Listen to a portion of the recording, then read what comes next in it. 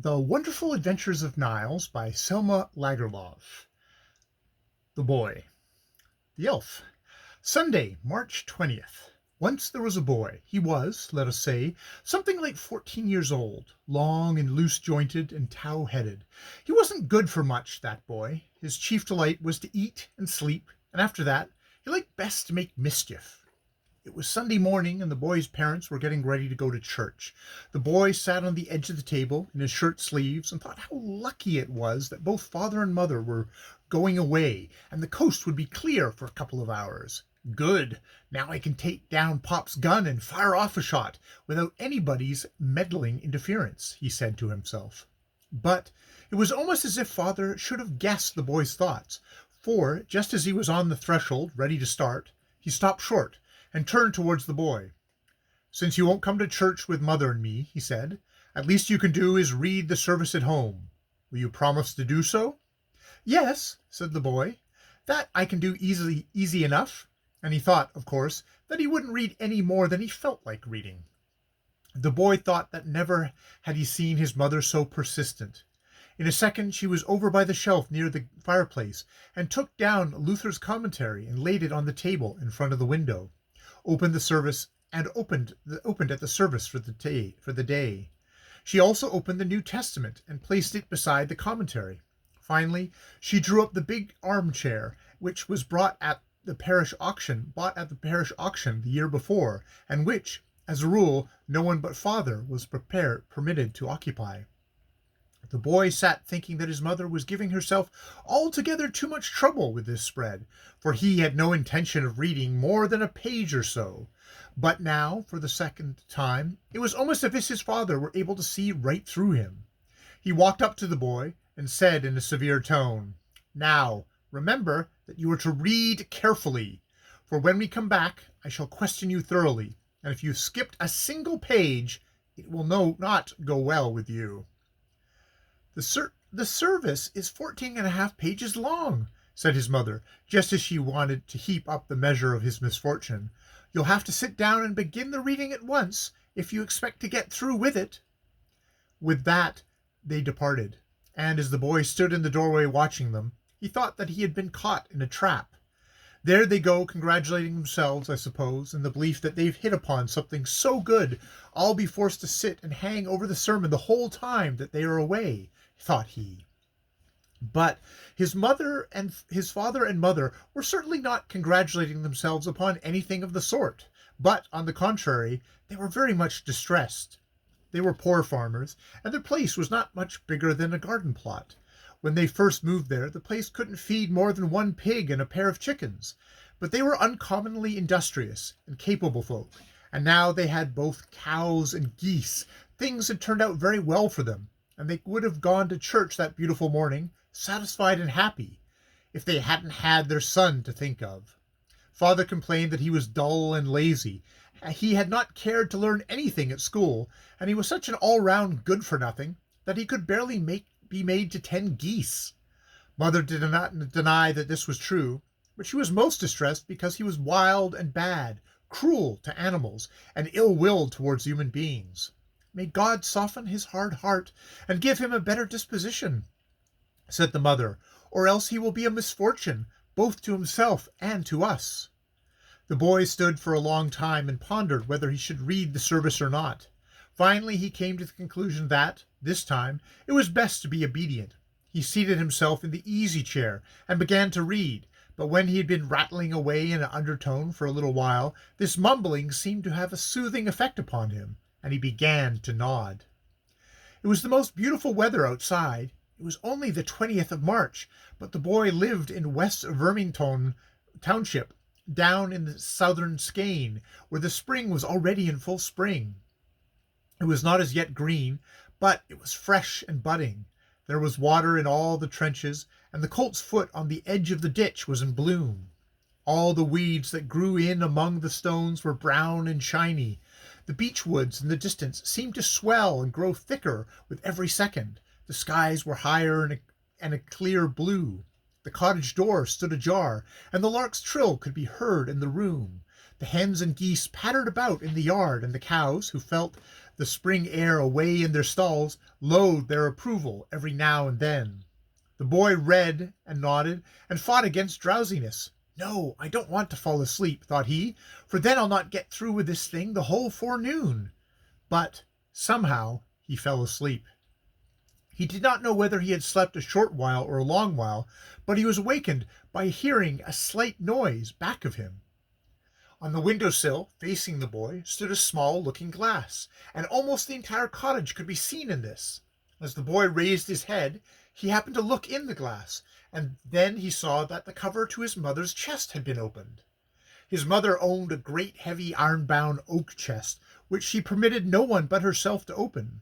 Here she treasured all things she had inherited from her mother, and of these she was especially careful.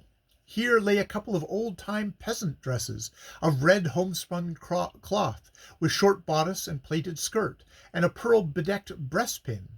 There were starched white linen headdresses, and heavy silver ornaments and chains.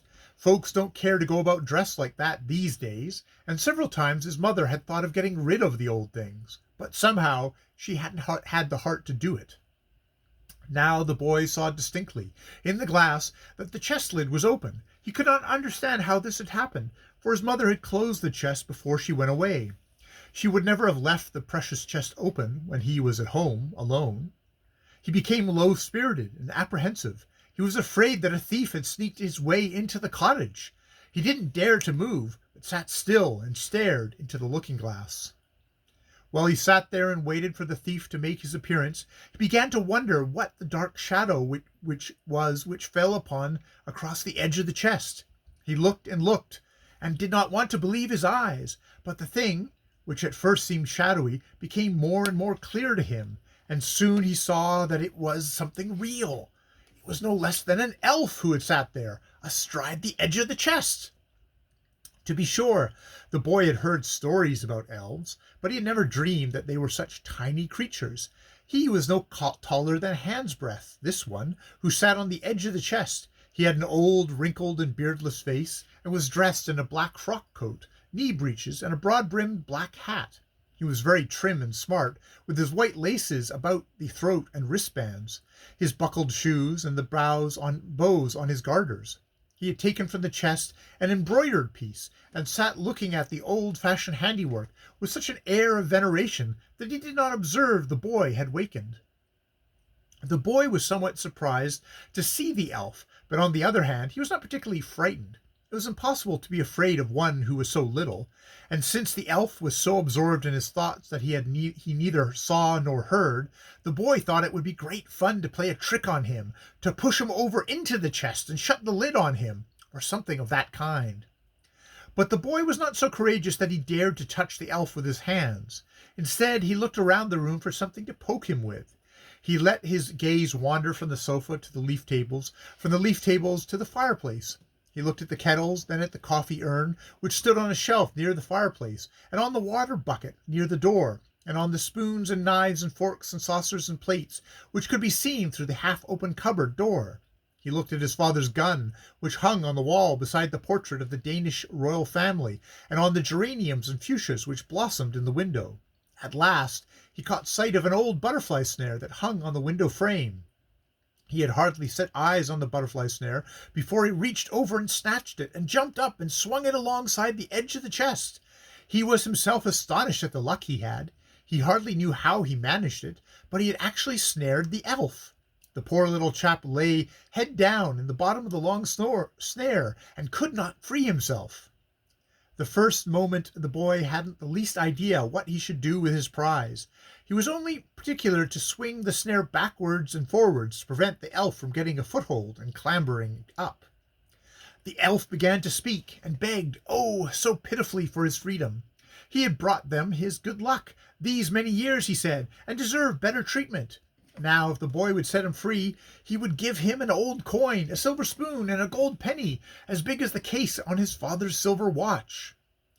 The boy didn't think this was much of an offer, but it so happened that, after he had gotten the elf in his power, he was afraid of him. He felt that he had entered into agreement with something weird and uncanny, something which did not belong to his world, and he was only too glad to get rid of the horrid thing. For this reason he agreed at once to the bargain and held the snare still, so the elf could crawl out.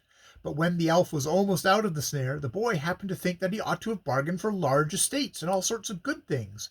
He should at least have made this stipulation, that the elf must conjure the sermon into his head. What a fool I was to let him go, thought he, and he began to shake the snare violently, so the elf would tumble down again.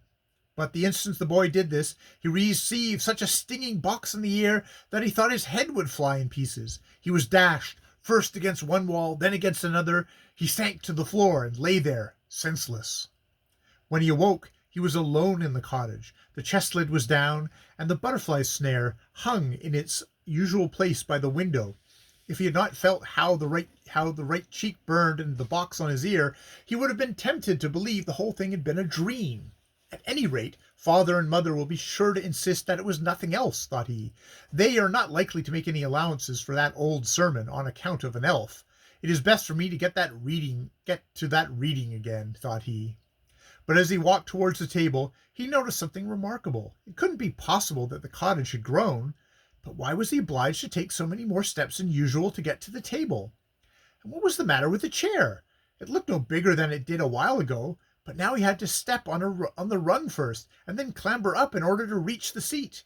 It was the same thing with the table. He could not look over the top without climbing to the arm of the chair. What in all the world is this?" said the boy. "I believe the elf has bewitched both the armchair and table, and the whole cottage." The commentary lay on the table, and to all appearances it did not change, but there must have been something queer about that too, for he could not manage to read a single word of it without actually standing right in the book itself. He read a couple of lines, and then he chanced to look up. With that, his glance fell on the looking-glass, and then he cried aloud, "Look, there's another one!" For in the glass he saw plainly a little creature who dressed in a hood and leather breeches. "Why, that one is dressed exactly like me," said the boy, and he clasped his hands in astonishment. But then he saw that the thing in the mirror did the same thing.